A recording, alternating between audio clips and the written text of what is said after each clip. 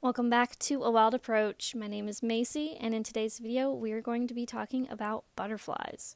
This video is part 2 of a series I'm doing about butterflies that have visited my garden over the past few years and their host plants, and a few other informational tidbits about them.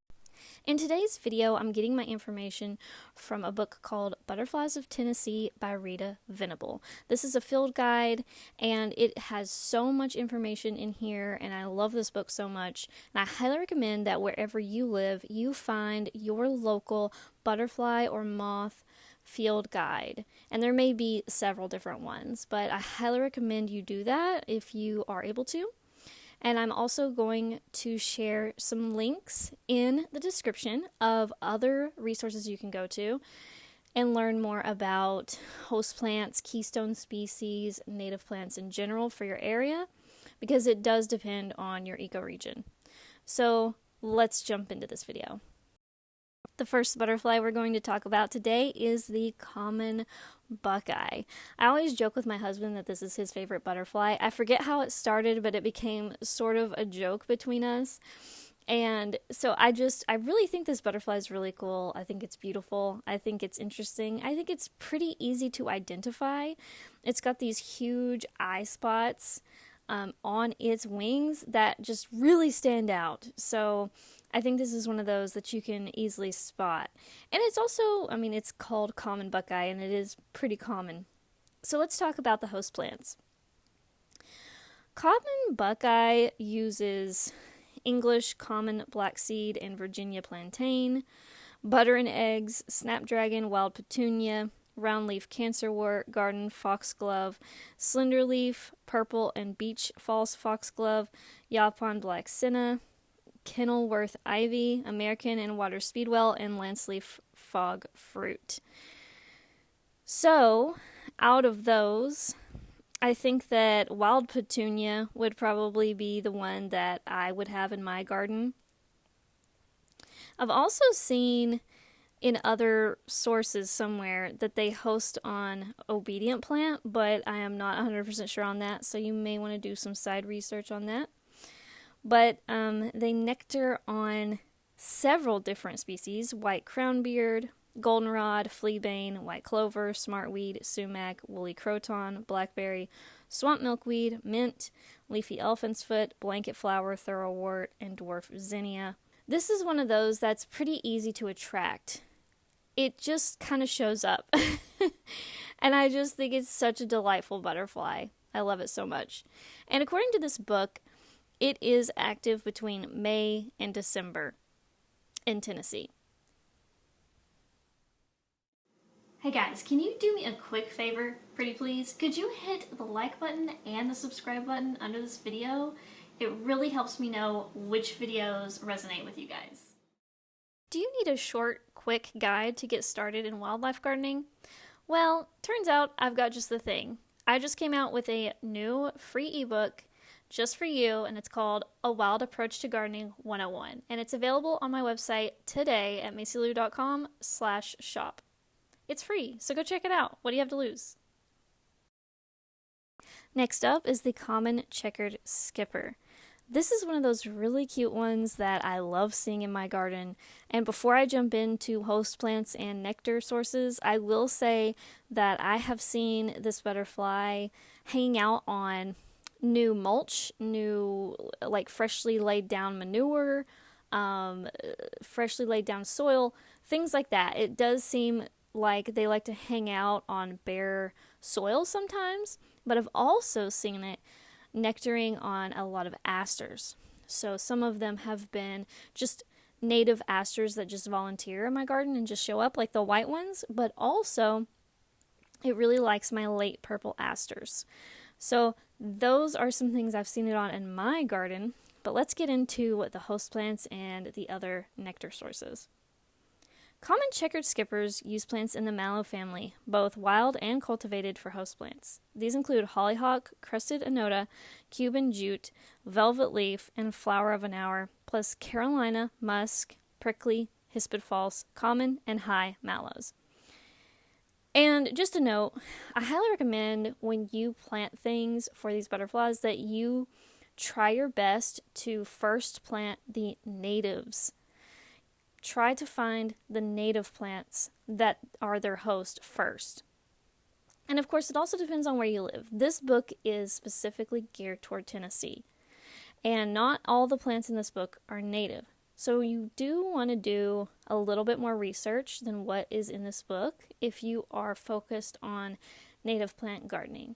If you'll recall in my last video when I talked about the black swallowtail butterflies, in my area, their native host plants are golden alexanders, but a lot of people don't realize that, and so they plant dill or parsley or something like that, and the butterflies will usually use those also as host plants.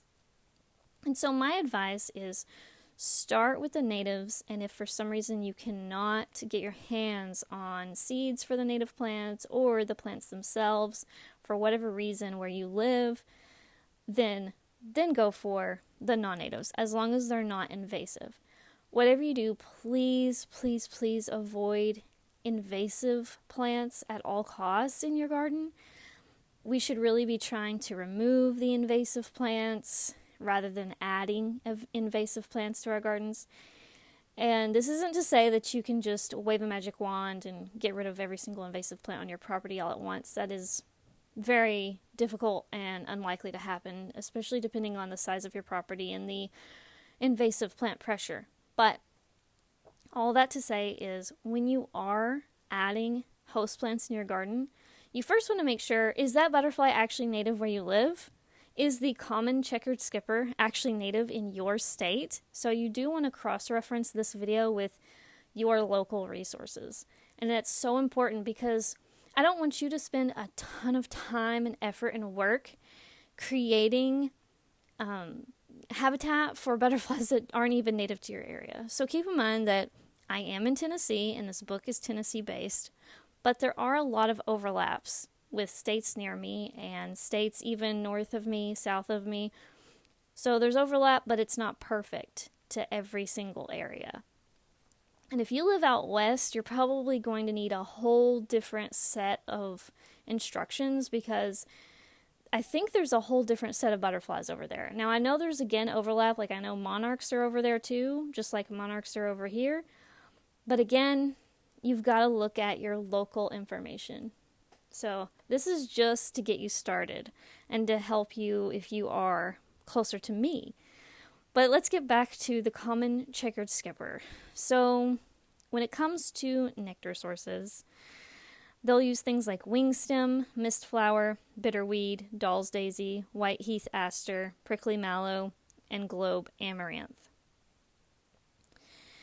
Now, in this book, she touches on what I was talking about when it comes to invasive plants. She says, caterpillars eat mallows, but please avoid planting velvet leaf, crested anota, flower of an hour, common mallow, Cuban jute, and prickly fan petals, as they may become invasive. And it also says hispid false mallow is rare and may not be available commercially.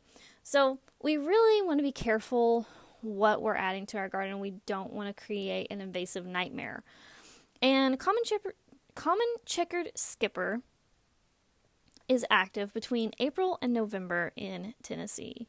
And to identify common checkered skipper, it's just such a cool butterfly. As you can see on the screen right now, it has these checkered wings. It has two zigzag bands on the outside of the wings, on the below area, and it is just a stunning little butterfly. It's so cute. It's so fuzzy and adorable. I love this butterfly so much. When I see it in my garden, I'm instantly satisfied. All right, you guys, it's time for my favorite butterfly of them all, the eastern tiger swallowtail.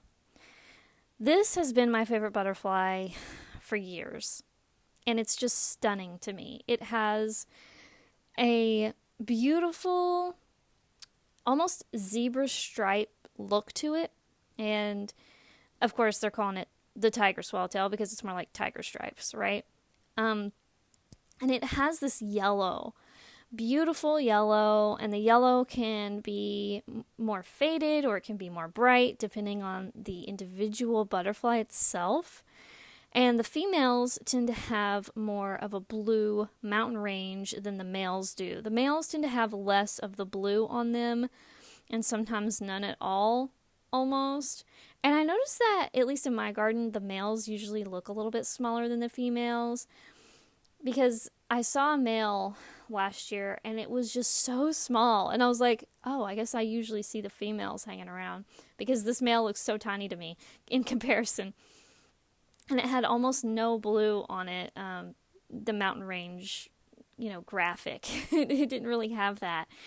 And so it was really distinctive, separating it from the females, right? And that mountain range is really cool looking. It looks like airbrush. It looks like an airbrush t-shirt or something. I love it.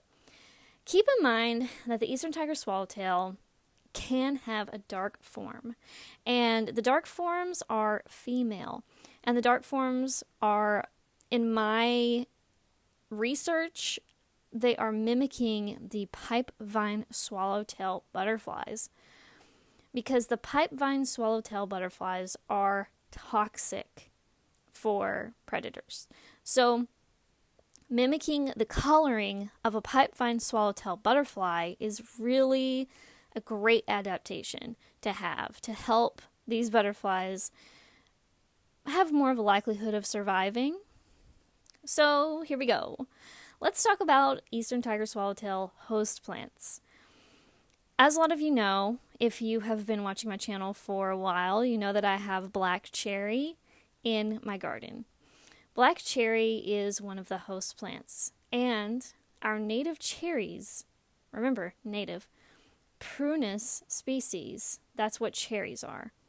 Prunus species that are native to your area, if you live in the eastern United States, are the number 2 keystone species. I'm going to repeat that. Number 2 keystone species. Now, why is that? So number 1 is oak, and number 2 is cherry. So it's really important to keep in mind that when you pick a host plant for your garden, also think about keystone species, especially if you're like me and you consider your garden on the smaller side. Now, I've heard a lot of people tell me that my garden is huge, and I beg to differ. But then again, I grew up on like 13 acres. So to me, a quarter of an acre is small. And so it's all about perspective. So to you, a quarter acre may sound huge. But it just really, I think that if you feel limited on space for trees and shrubs, try to plant those keystones, because you're going to do the most good for the most wildlife, because that's what keystone means. It means it's a super important species, and if you take that species out of the environment, it affects so much more wildlife than if you took out a non-keystone species. And that's what keystone means. It is the keystone in an archway. It's like super important, right? So the reason I planted a black cherry is because I wanted a host plant for this butterfly really badly. But I also didn't have room to just plant just anything that I wanted. Different trees get different sizes, obviously. So I had to pick something that I could fit into the garden, but at the same time, I couldn't just plant a bunch of different ones that were going to fit this butterfly. And so I picked a keystone species, which is the black cherry. Honestly, though, I will tell you, I truly think that in my area, tulip poplar is a better host plant for Eastern Tiger Swallowtail, because I've noticed I'm more likely to see the caterpillars of the Eastern Tiger Swallowtail on tulip poplar than I am the black cherry in my yard. But it could also be because I have a lot of birds. There are a lot of birds in my garden, a lot of different species. And we've seen a huge influx over the years. But I digress. So keep that in mind. They may prefer one species over another in your area, and it could depend completely on your area. It could depend if you're north or south, east or west. Like, these butterflies kind of have a different preference depending on the ecoregion that you're in. So that's another fascinating thing to keep note of, because I also have another plant called American plum in my garden. American plum is more like a big shrub, but you could also grow it as a small tree. And American plum, I have a bunch of them. I've planted a ton of them. I probably planted too many, but I really wanted that thicket effect. I really wanted things close together, and I wanted to provide a lot of shelter for things. And American plum is a great plant for that. And it's also a cherry species. It's Prunus americana, whereas black cherry is Prunus serratina. And so both of those are keystones. So I have a ton of keystone plants in my garden. And if your American plum produces plums, then you have food for you to eat. Now, black cherry you could also process and eat, but I don't think are supposed to eat them raw. I think that with black cherry, I think you are supposed to process them into jam or something like that rather than eating them raw. And the seeds are toxic, so you would not want to eat the seeds of black cherry. So keep that in mind. That is pretty common with cherry, a lot of them have toxic seeds, so just be careful with that. But yeah, so sometimes you can even overlap your native plant gardening with your food gardening, your food foresting, if you want to call it that. Your permaculture gardens, things like that. You can overlap these things together, and just keep in mind that you're providing food for you and the wildlife. So try to plant extra plants so that you have plenty to go around, because you're going to want enough food for all of you. And so when you see little holes in your leaves, that's a good thing. You want that because that means you are attracting the butterflies and their caterpillars. So anyway, back to the eastern tiger swallowtail and her host plants. So her host plants include plums, black cherry, pin cherry, choke cherry, hawthorn, common apple, eastern cottonwood, American hornbeam, hickories, American basswood, southern catalpa, tulip poplar, cucumber tree, sweet bay magnolia, spicebush, sassafras, white and green ashes, common lilac, common hop tree, common prickly ash, and black oak. And I do want to say that I have a lot of these in my garden. Like I said, I have the black cherry, I have the American plum, but I also have a hawthorn tree. I have not tulip poplar. I have spicebush. I have sassafras. I have common hop tree, and then there are oaks nearby. I don't know if there's black oak, but there are oaks nearby. There are hickories nearby. So I have a lot of these plants either on my property or near my property, and one of my neighbors across the street has a tulip poplar. So even though I don't feel confident to plant a tulip poplar in my yard because I know how gigantic they get, there's one across the street, so that's great. So hopefully it stays because it is a majestic tree. When it comes to nectar plants, eastern tiger swallowtail butterflies nectar on a lot of things. I'm going to read them off of this list in this book, and if there's any that I think of that aren't in this list, I will bring those up later. All right, eastern tiger swallowtails are large, hungry adults that visit a variety of flower restaurants, such as Mexican sunflower, Virginia bluebell, orange, common, and swamp milkweeds, bluette, buttonbush, blackberry, joe pye weed, purple coneflower, rose verbena, dandelion, white and red clovers, American bladdernut, big leaf snowbell, Jacob's ladder, ironweed, mountain mint, woodland phlox, eastern redbud, purple phacelia, wild geranium, goldenrod, lyre-leaf sage, white crownbeard, rosinweed, abelia, blazing star, lantana, hydrangea, pink diamond, specifically hydrangea, flame azalea, bee balm, dwarf larkspur, zinnia, giant hyssop, virgin's bower, and fruit tree blossoms. So as you can see, the eastern tiger swallowtail is extremely easy to attract. There are a variety of plants you can plant to attract them, and I will say in my garden, they really love purple coneflower, wild bergamot, mountain mint, verbenas, pretty much any kind of verbena that I put. They love it. They do love lantana, but I am removing it because I've heard that the lantana that I have could be invasive. So I'm just removing it just to go ahead and get through with it. They love phlox. So those are the plants that come to mind in my own garden.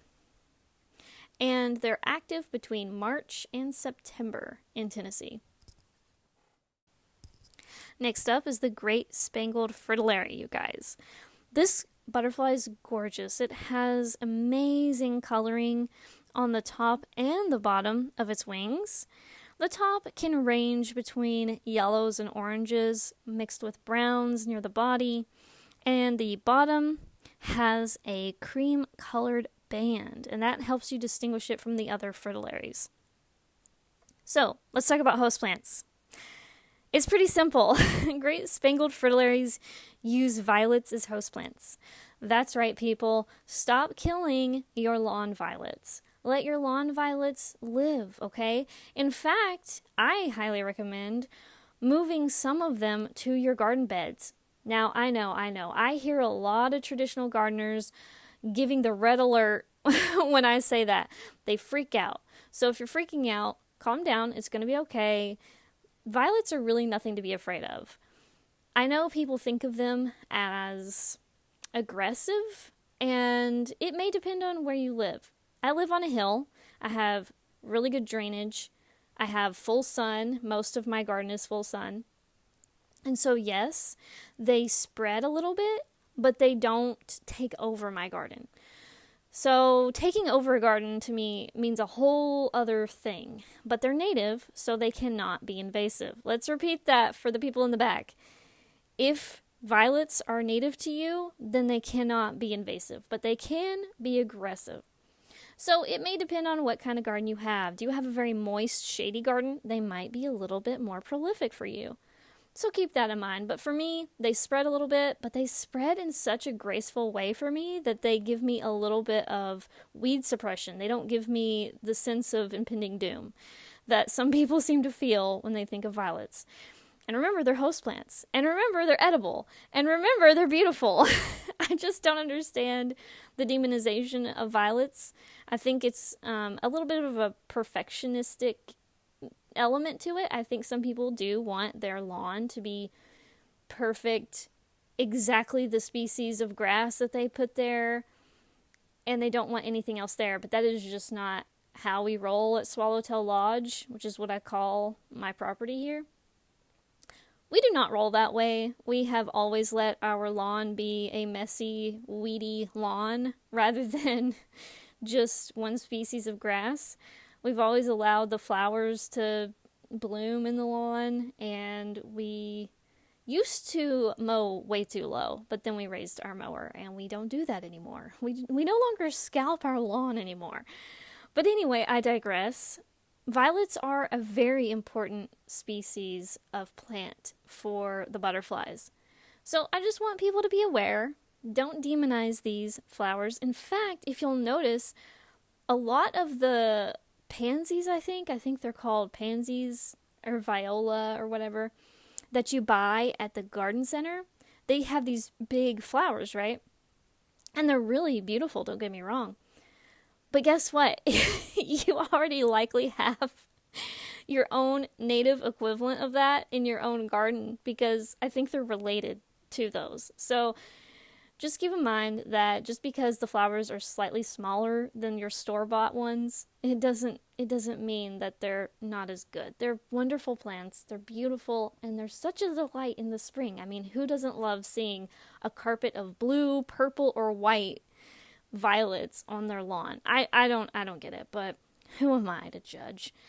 Okay, so we already talked about Great Spangled Fritillary, how they look, their houseplant. Let's talk about what they nectar on. So according to this book, they nectar on milkweed, purple coneflower, silky dogwood, thistle, white crownbeard, ragwort, sumac, Queen Anne's lace, mistflower, ironweed, Carolina buckthorn, zinnia, and mountain mint.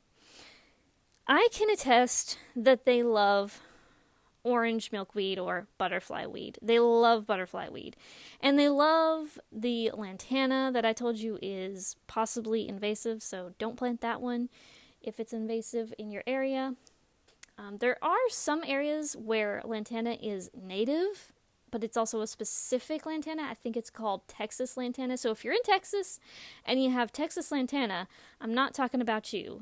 If it's native to you, it's native to you and not invasive. But here in Tennessee, some lantanas are invasive, so I have to be careful about that, and I have to watch out for that. Oh, and I just removed one from my garden just a few weeks ago. Oh my gosh, you guys. I did not know how intense and thick the roots were going to be. It was crazy. I don't know if I have footage. I think I took footage of it. So at some point, it should show up on my channel. So keep an eye out for that video. But oh my gosh, lantana roots, I had no idea that they could basically, they're shrubs. They're shrubs. But I had no idea the roots would feel like I was digging out a tree. It was crazy. But anyway, that's the Great Spangled Fritillary, and it is active between May and October in Tennessee. Next up is the Gulf Fritillary. Oh my gosh, you guys. I love the Gulf Fritillary. They're so gorgeous. They are a burnt orange, bright, stunning, intense burnt orange. You just can't miss them. I mean, it's awesome. And then they have this peach blush on the underside of the wings and silver teardrop spots. Sometimes they almost look like anime eyes. I call them the anime eyes because some of the silver spots look like little anime eyes. Okay, if you watch anime, you know what I mean, probably. Okay, so what are their host plants? Their host plants are passion flowers. And there are 2 species found in Tennessee, passion flower or maypop, which I have in my garden, and there's also yellow passion flower. Both of them provide chemical protection for caterpillars that eat them. And the passion flower or maypop is the state wildflower of Tennessee. Now, I call it passion vine, and I know that is probably not accurate because there's another plant called passion vine, and so I hope I don't confuse people. But in order to clear that up, the passion vine that I grow in my garden is also called passion flower or maypop, and it is also called Passiflora incarnata. Passiflora incarnata. And the flowers are a beautiful purple, and the leaves are really cool. They have 3 lobes, and they're striking, and they're serrated, and they're really cool looking. And the vine also has these curly cues that grab onto things, so it's a really beautiful vine. I highly recommend it. And hummingbirds love it too. Yeah, that's right. I have caught hummingbirds on video eating from the passion vines, aka passion flowers. And so I really love this vine. I highly recommend it, but with a caveat, you need to be somebody who doesn't mind aggressive natives that will pop up all over the place. It's called maypop for a reason. It pops up all over the place around where you planted it and a little bit further away. So, for example, if you plant it near an arbor like I do, you may find it popping up in your lawn a few feet away. You may find it popping up a few feet away in your garden beds. You may find it a foot away, 3 feet away, 6 feet away. So keep in mind that it can pop up several feet away from where you originally put it, which means every year it can pop up several feet away from the roots that popped up the year before, which means it can spread pretty rapidly. Now, I will say this, when you first plant it from seed, again, if you plant it from seed, it may take a few years to start doing that. But if you plant it from a plant root, it might not take as long. And so you might be the kind of person that you've planted it from seed and you're like, where is this plant? Where is it? First of all, it shows up later in the year than a lot of our other plants. It's one of those later leafing out plants. You may not see it for months. You may be like, where is it? And I can't remember, and I know it's called maypop, but I can't remember if I see it in my garden in May or June. I feel like I usually have to wait till June to really see it get going, and then it goes. So it's like June, July, and August. It goes and goes and goes. and even into September. So it is a very prolific, intense, aggressive native plant. But in my opinion, my humble opinion, it's worth it if you are obsessed with butterflies. And here's why. It's one of those plants that if you put it in the right place, it gets prolific. And because it gets prolific, the butterflies find it. And they find it and they lay their eggs on it and they get prolific. I don't know how many of these vines. I started out with 3 or 4, maybe 5 vines total. And of course they have spread, so I don't know how many I have now. I have a lot of them. And they intertwine with each other and they grow together and all of that. And they lay on top of other plants and all of that. This can happen in a prairie setting as well. Remember, they like full sun. These vines love full sun. They may be able to handle some shade, but they prefer that 6+ hours. And so because of that, because of how prolific they are, the Gulf fritillary butterfly can also be super prolific when you have this vine. And it is one of the most beautiful, interesting things I've ever seen in my garden, because I get to watch the butterflies mate, lay eggs, and the eggs become caterpillars, and the caterpillars crawl around and eat the leaves, and then the caterpillars crawl off and make a chrysalis, usually on my house, on my siding, on my chairs, on my patio table, on my patio shelves. And then those chrysalises hatch, and or eclose is probably the proper term, and the butterflies come out, and they dry their wings, and you can see the liquid. It almost looks like ink. It almost looks like ink is coming off of them. It's really, really cool. And they dry their wings in the sun, and then they fly away. And I get to see that entire process multiple times every year now. And I typically see it in late summer and early fall. And so if you are a butterfly lover and you're obsessed, and you probably are if you're watching this video and you're this far into the video, I'm just going to say it, then if this plant is native to you, then this is your perfect opportunity to see the entire butterfly life cycle without bringing anything in your house. We don't want to bring butterflies in our house. We don't want to bring butterfly eggs or caterpillars in our house, because when we raise butterflies and their caterpillars in our house, it can disrupt the whole system, because they really need to be outdoors and they need to be unprotected, because they need birds to eat some of them. That's part of the process. And I'll tell you why. Because butterflies really need to be part of the ecosystem where they are being picked off, because the weaker ones will get picked off. I know this sounds terrible, but it's just how it needs to be, because the genetics of the butterflies that survive will make them stronger, and they will go on to proliferate. And when they proliferate, it's great. But if you raise ones inside and you accidentally, and you don't even realize it, you're accidentally raising some weak ones. And what can happen is their genetics, then they can mate, and then their genetics can go on and on. So these weak genetics can keep going on and on and on. And that's just not how nature works. So it's better if you can just let nature take its course. And so if you're somebody who's like, oh man, I don't want to do that because then I won't be able to see the whole butterfly life cycle. It's just not true. If you plant the right host plants in the right garden setting, you should be able to see the entire butterfly life cycle. And Gulf fritillaries are the perfect candidate for this. Naturally being able to watch the Gulf fritillary butterfly life cycle in your garden from start to finish, all the way through multiple times, if you have the right garden setting for it. 6+ hours of sun, well-draining soil, and just like basically prairie settings, I guess. This is going to be the best bet for you. And I'm on a south-facing hill, so that's really going to help too. It loves that sun, right? And this way, you can watch the entire butterfly life cycle without lifting a finger, without taking anything in your house, without putting any butterflies in any butterfly cages or netting or any of that. Don't protect them from anything. They're fine. They don't need your protection. Some of them are going to make it and some of them are not going to make it. But I'm telling you, a lot of them make it, and it's really, really cool, and it's so fun to see.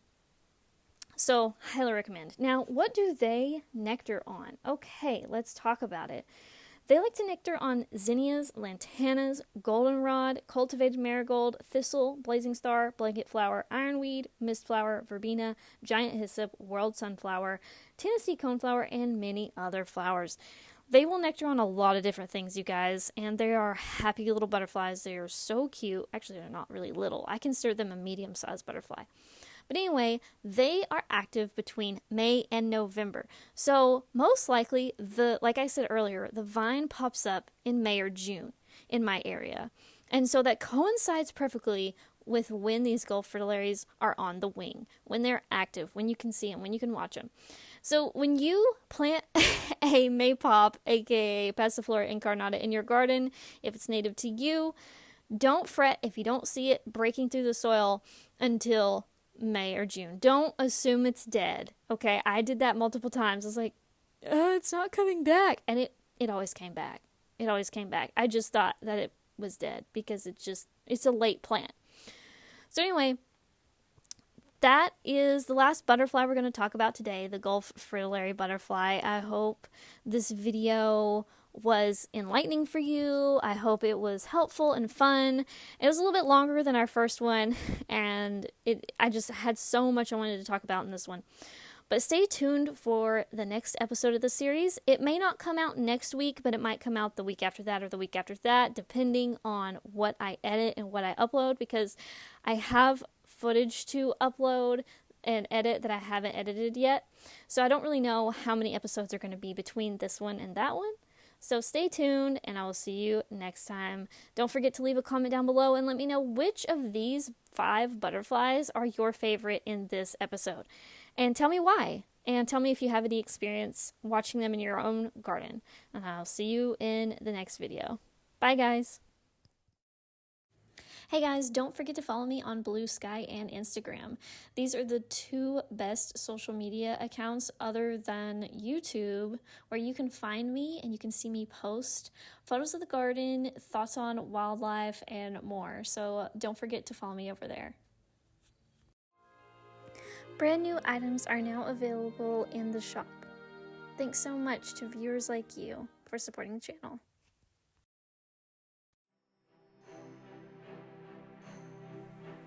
To support the channel, like the video, comment, and subscribe. You can also support my work by buying art from me at macylou.com. Thanks for watching!